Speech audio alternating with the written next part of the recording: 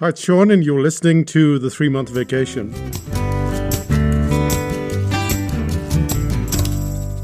Henry Ford is famously known for speeding up car production. What he's less known for is losing employees. Before Ford started the mechanized car production, it took between 12 to 14 hours a day per car. I know this sounds like a very quick turnaround, but it's a lot. This activity was considered very slow, it needed skilled workers, and everyone was frustrated. And when the Ford moving assembly was started, that time of 12 hours, it dropped dramatically. For one, the new method didn't need extremely skilled workers, and yet they were able to put together a car in barely 150 minutes. This change cut production time by almost 80 to 90%. However, it also had one big downside. The work was repetitive and mostly exhausting. The Ford Motor Company kept losing workers. It was at this point that Edsel Ford, Henry's son, put forward the idea of a 5-day work week. Until that point, it was common to have just one day off, and the 5-day work week was considered revolutionary. People assumed that workers would get lazy if they took 2 whole days off. And so they didn't change because they were kind and helpful. They changed because it was going to make a big difference to their business. And this move of having 2 days off, it did reduce total output by a tiny bit. But more importantly, it reduced fatigue. Fewer mistakes were made on the job, and Ford stopped losing workers. Eventually, despite output reducing a smidgen, the production per worker increased once the 5-day work week was introduced.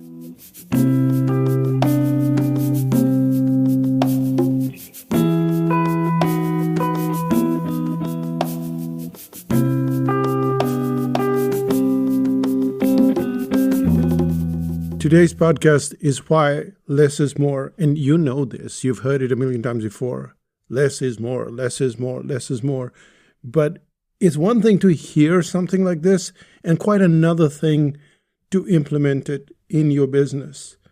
Because we had our own battle when we conducted our courses, and we've been conducting courses all the way from 2005.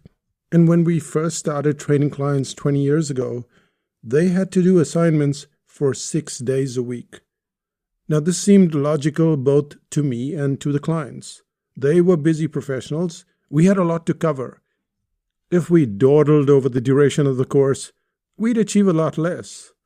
Hence, 6 days seemed perfectly logical. Nothing went wrong at first. In fact, nothing went wrong at all. Our story wasn't similar to Ford's. Despite the strain of having to run a business, to do a course, clients stuck to their goal. It helped that our courses were often called the toughest in the world.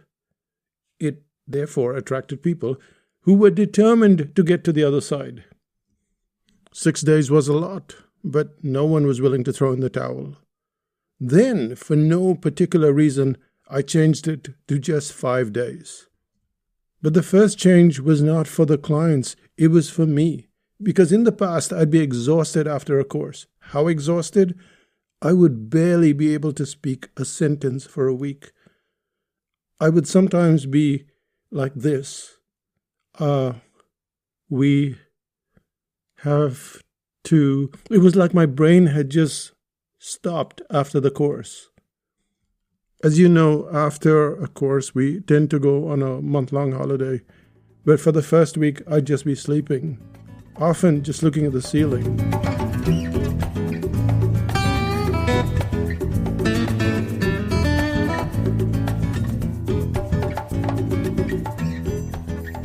It's only on the second week of our holiday that I'd come out of my hibernation. And you'd think, well, if you covered the course in 6 days and then you did it in just 5, it's not going to make such a big difference. But it did. It felt a lot less tiring. When you have 1 day to recover, it's just 1 day. And in that day, you don't know what could happen. There could be other housework, there could be duties, there could be any amount of chaos. So sometimes you have 0 days to recover. And having 2 days was enough of a buffer to relax, maybe not sleep that much, but to just wind down a bit. During the course, I was a better teacher, and after the course, the recovery wasn't more than a couple of days. And we never got a chance to ask the clients because they went through their 6-day-a-week course. But I bring up this fact with current clients. And I say, what if this course were to go for 6 days out of 7? And they think I'm completely insane because 5 days seems like a lot every week, especially when you're running a business, but especially when you're dealing with life. Just life takes so much out of you. They think I'm completely bonkers to even make such a suggestion. They don't know that we had these courses running in the past over 6 days. So we tried another experiment. We shrunk the working time to just 4 days. The clients still had to show up 5 days a week. However, the assignments were scheduled for just 4 days. On the 5th day, they get to read, they get to watch some videos, but mostly to visit other groups. So they're all in groups and they visit each other every day, but they don't get the chance to visit other groups. It just takes too much bandwidth to do your work, to look at the group's work. So it's on the 5th day that they get to travel a bit within the groups. And they see what the others are up to, so they get ideas, they see the mistakes. And this would not be possible if we had 5 days of work. We had 6 days of work, brought it down to 5 days, and now they have assignments for just 4 days.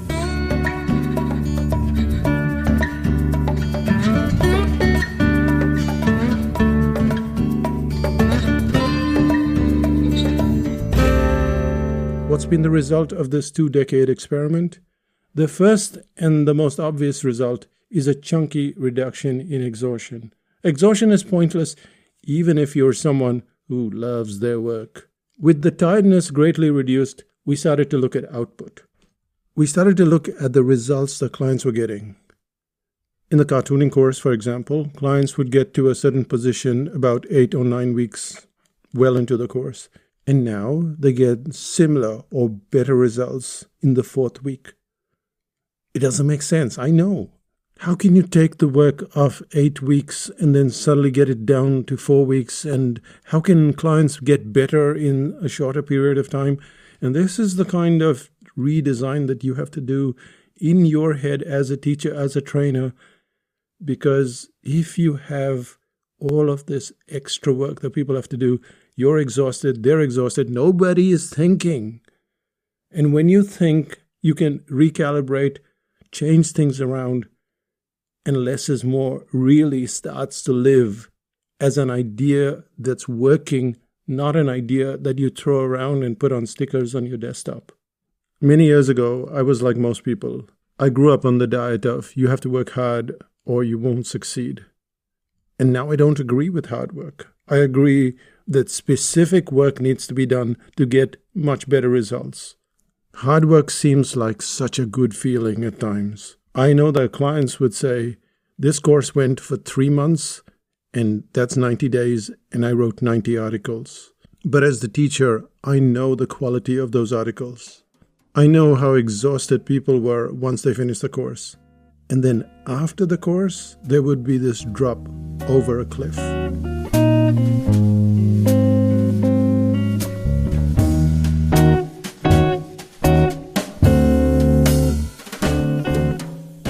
Most of the clients would learn the skill and then not write articles.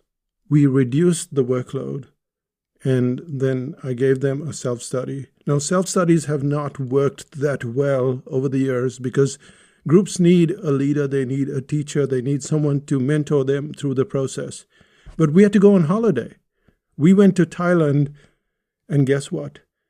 The article writing group has continued to write because they're not exhausted. And even in that group design, even in that course design of the follow-up, they don't have to write articles the whole time. It's broken up into write stories this week, do the first paragraph the next week. And so they're assembling many articles, writing great articles, but without the exhaustion. And yes, there is a minimal dropout because the teacher, the guide, the leader, whatever you want to call it, is not around. But they're still doing their article writing several months after the course has ended. That exhaustion factor isn't so great. And this is the crucial part. And it brings us all the way back to the Henry Ford story. They were dealing more with dropout. You can be very successful. You can innovate in any way you want. But when clients' staff gets exhausted, then they don't look forward to the experience. This is one of the secrets, if you want to call it, about psychotactics. We've never had to advertise much. In fact, we've not advertised at all. We don't do much PR. We barely do any social media except posting photographs.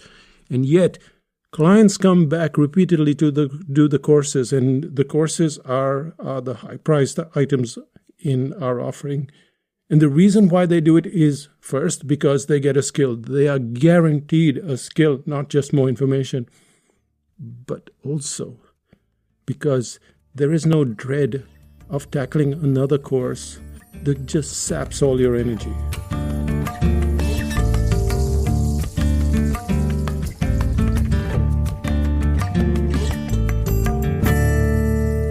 I don't know how this applies to you. It probably just applies to you personally.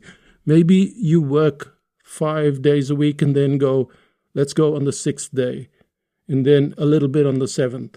And it's just draining you, slowly maybe, but it's still draining you.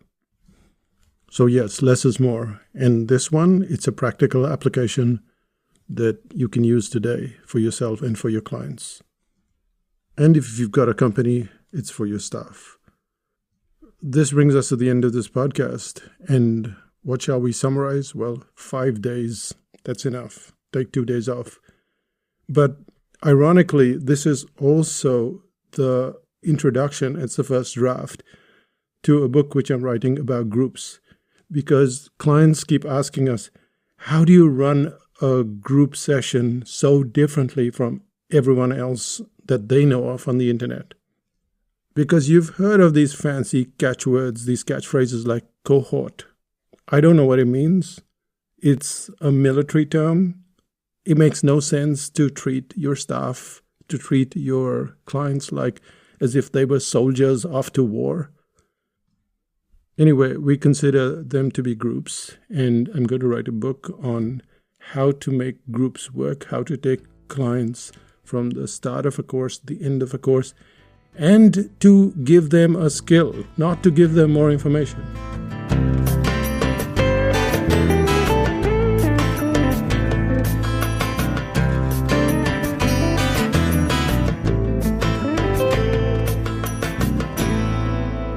So that's it. You'll hear more about it because I'm writing not 1 but 3 books. I know, Renuka always says, don't start announcing 3 books, just do 1. Well, I'm announcing 3 books. So the first book is about this group stuff. The second one is about the philosophy of psychotactics. And the third one, I'm thinking of writing a memoir calling Die or Go Mad. And let's find out what's happening in psychotactics land. Almost 20 years ago, we used to have these protege sessions. This was consulting, group consulting, a very small group, and it would go on for several months. We've learned a lot over the years. Not only how to earn an income that assures us of a very good lifestyle, how to take 3 months off, and yes, even the weekends on top of that. If you've been running yourself ragged in your company, or just want to change the way things are, if you want to go from pace to your real potential, both in terms of work as well as breaks, then the protege sessions might be for you. That's it from me, and I'll say bye for now. Bye-bye.